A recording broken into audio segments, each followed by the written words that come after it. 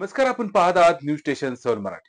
कराड नगरपालिकेच्या निवडणुकीसाठी सुहास जगताप यांनी भाजपाकडून नगराध्यक्ष पदासाठी उमेदवारी अर्ज दाखल केला आहे.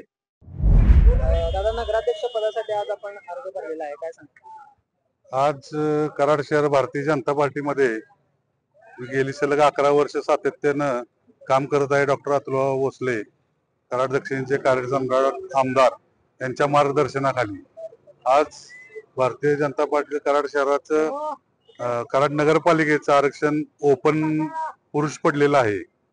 त्यामुळं आणि सातत्यानं सलग 11 वर्ष शासकीय योजना लोकांपर्यंत पुरवणे, भारतीय जनता पार्टीचे जे काय उपक्रम आहेत ते सर्व कराड शहरात राबवणे हे सातत्याने मी करत आलोय.